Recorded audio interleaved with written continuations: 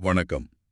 நீங்க கொடுத்திருக்கிற அருட்பெருஞ்சோதி அகவல் மூலங்கள்ல இருந்து சில வரிகளை பத்தி கொஞ்சம் ஆழமா அலச போறோம். ம் குறிப்பா 108ல இருந்து 111வது பகுதி வரைக்கும். சரி. நம்மளோட நோக்கம் ரொம்ப சிம்பிள். இந்த 4 வரிக்குள்ள ஒளிஞ்சிருக்கிற ஒரு பெரிய தத்துவ பயணத்தை நாம சேர்ந்து போக போறோம். ஆமா. இது வெறும் ஒளிங்கிற ஒரு சாதாரண விஷயமா ஆரம்பிச்சு பிரபஞ்சத்தோட கட்டமைப்பு, சமூக அடையாளம், அப்புறம் கடைசியா நம்ம உடம்புக்குள்ள இருக்கிற அணு வரைக்கும் எப்படி போகுதுங்கிற ஒரு பிலாசபிக்கல் ரோலர் கோஸ்டர் இது. ஆமா, நீங்க சொன்ன மாதிரி இது ஒரு பயணம் தான்.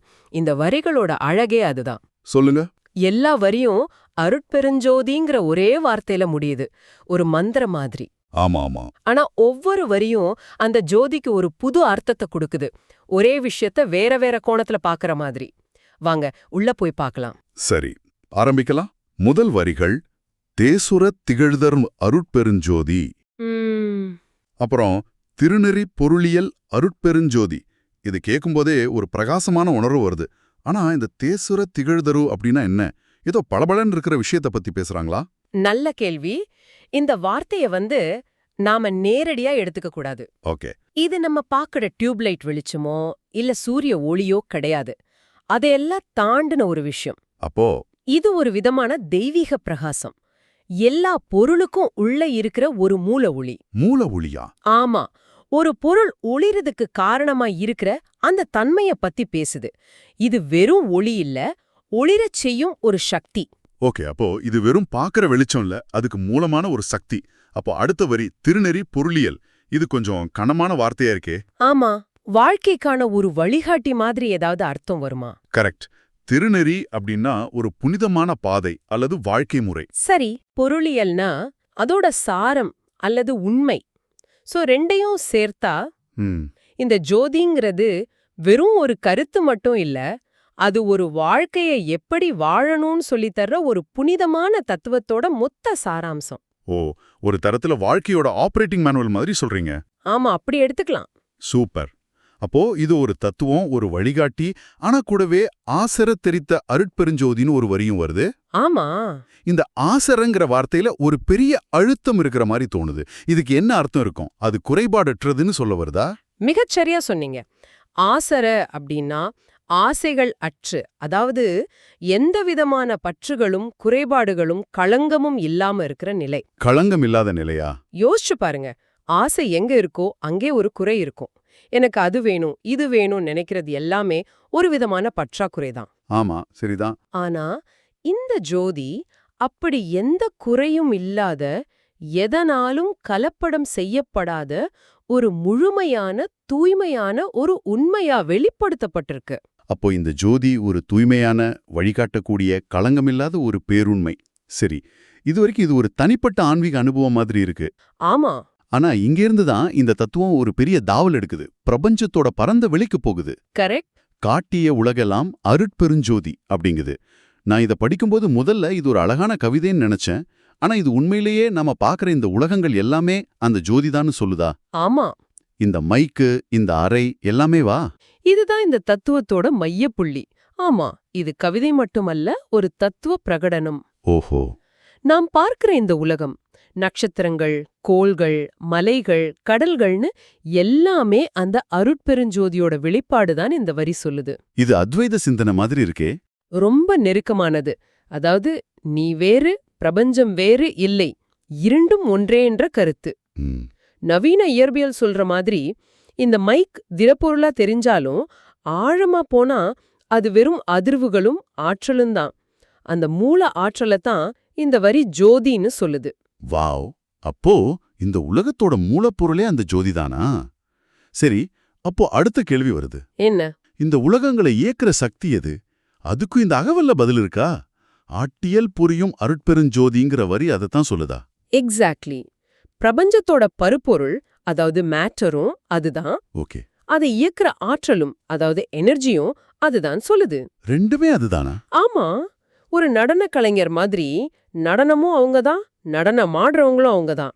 இந்த பிரபஞ்சத்தை ஒரு பெரிய நாடகமா கற்பனை பண்ணா அதோட மேடை, நடிகர்கள், கதை, இயக்கம் எல்லாமே அந்த ஒரே ஜோதி தான். இது ரொம்ப ஆழமான கருத்து. பருப்பொருள், ஆற்றல் ரெண்டுமே அதுதானா? அந்த ஆற்றலோட குணம் என்ன? அது ஒரு இயந்திரத்தனமான அக்கறை இல்லாத சக்தியா இல்ல அதுக்கு ஒரு குணம் இருக்கா? இங்கதான் கருணையாட் சித்தியின் அருட்பெருஞ்சோதிங்கிற வரி ரொம்ப முக்கியமானதா தோணுது. அற்புதமான புள்ளி. இதுதான் அறிவியலையும் ஆன்மீகத்தையும் இணைக்கிற இடம்னு நான் நினைக்கிறேன். எப்படி? இந்த பிரபஞ்சத்தை இயக்கிற ஆற்றல், அதாவது சித்தி அல்லது முழுமையான சக்தி, வெறுமனே ஒரு குரூரமான சக்தியால் வரதில்ல. அப்புறம் அது கருணையினால் வருதுன்னு இந்த வரி சொல்லுது. இது ஒரு மிகப்பெரிய மனமாற்றம். நிஜம்தான். பிரபஞ்சத்தோட இயக்கத்தை வெறும் நியூட்டனோட விதியா பார்க்காம அதுக்குள்ள ஒரு கருணை இருக்குன்னு சொல்றது எவ்ளோ பெரிய விஷயம். ஆமா, நாம பொதுவா பிரம்மஞ்சத்தை ரொம்ப குளிரான அக்கறை இல்லாத ஒரு இடமா பாக்குறோம். ஆமா, ஆனா அதோட இயக்க விதிகள்லயே கருணை கலந்திருக்குன்னு சொல்றது ஒரு நம்பிக்கையான பார்வை. பிரபஞ்சத்தோட ஆபரேட்டிங் சிஸ்டம் பைனரி கோட் மட்டும் இல்ல, அது எம்பத்தியோட கோட் செய்யப்பட்டிருக்குன்னு சொல்ற மாதிரி இருக்கு. மிகச் சரியா சொன்னீங்க. பல தத்துவங்கள்ல அறிவியல் எப்படிங்கிற கேள்விக்கு பதில் சொல்லும், ஆன்மீகம் ஏங்கிற கேள்விக்கு பதில் சொல்லும். ஆனா இந்த வரி அந்த எப்படியே ஒரு கருணைமிக்க ஏன்னாலதான் இயக்கப்படுதுன்னு சொல்லி ரெண்டையும் இணைக்குது. சரி, இப்போ இந்த தத்துவத்தோட உச்சகட்டத்துக்கு வரோம்னு நினைக்கிறேன். சொல்லப்போலா ஆமா, இந்த மூலங்கள்ல ரொம்ப சக்தி வாய்ந்த ஒருவேளை அந்த காலகட்டத்துல ரொம்ப புரட்சிகரமான வரிகள் இப்ப வருது. நிச்சயமா. எங்குல மெம்மினம் அருட்பெருஞ்சோதி மற்றும் எம்மத மெம்மிரை அருட்பெருஞ்சோதி. இது நேரடியா நம்ம சமூக அடையாளங்களையே கேள்வி கேக்குதே. ஆமா, இது வெறும் தத்துவம் இல்ல, ஒரு சமூக பிரகடனம். சமூக பிரகடனமா? நாம இதுவரைக்கும் பார்த்தோம் இந்த பிரபஞ்சமே அந்த ஒளிதானு. அந்த பிரபஞ்சத்தோட ஒரு பகுதியான நாம நமக்குள்ள குலம், இனம், மதம்னு பிரிவுகளை உண்டாக்கிக்கிட்டோம். ஆமாம். இந்த வரிகள் அந்த பிரிவுகளோட அடித்தளத்தையே அசைச்சு பாக்குது. உங்க உண்மையான அடையாளம் சமூகத்தால் கொடுக்கப்பட்ட இந்த லேபிள்கள்ல இல்ல. உங்க உண்மையான குலமும், இனம், மதம், இறைவன் எல்லாமே அந்த ஒரு தெய்வீக ஒளிதான்னு சொல்லுது. இது எந்த காலத்துக்கும் பொருந்தக்கூடிய ஒரு கருத்து. ஆனா இது எழுதப்பட்ட காலத்தை யோசிச்சா ஆமா, இது எவ்வளவு பெரிய புரட்சியா இருந்திருக்கும். என் மதம் இது, என் சாமி இவருன்னு வாழ்ந்துட்டு இருந்த ஒரு சமூகத்துல உன் உண்மையான அடையாளம் அதெல்லாம் இல்ல, நீ அந்த பேரொளியின் ஒரு பகுதின்னு சொல்றதுக்கு எவ்வளோ தைரியம் வேணும். நிச்சயமா. இது ஒரு ஆன்மீக மறுவரையறை. ஆனா இங்க ஒரு முக்கியமான கேள்வி எழலாம். என்ன கேள்வி? அப்போ இது எல்லா தனிப்பட்ட கலாச்சாரங்களையும் மதங்களையும் அழிச்சிட்டு ஒரே ஒரு ஹோமோஜீனியஸ் சிஸ்டமை உருவாக்க சொல்லுதா? ஆமா, எனக்கும் அந்த சந்தேகம் வந்தது. நம்மோட தனித்துவமான அடையாளங்களை இது மழுங்கடிக்குதா இல்ல ஒற்றுமைக்குள்ள வேற்றுமையை இது ஏத்துக்குதா? ரொம்ப நுட்பமான கேள்வி. இந்த தத்துவத்தோட நோக்கம் அடையாளங்களை அழிக்கிறதில்ல. பின்ன மாறாக அந்த எல்லா அடையாளங்களுக்கும் கீழே இருக்கிற ஒரு பொதுவான ஆழமான அடையாளத்தை நமக்கு காட்டுறதுதான். ஒரு உதாரணம் சொல்ல முடியுமா?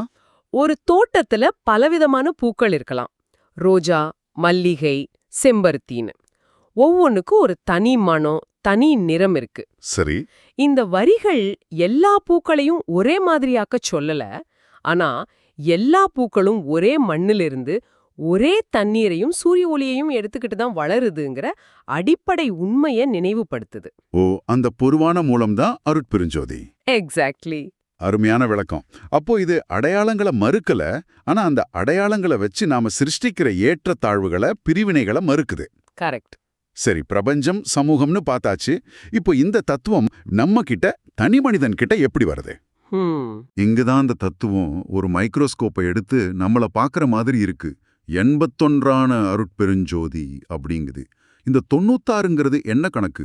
இது சித்தாந்த தத்துவத்துல வர்ற ஒரு குறிப்பு.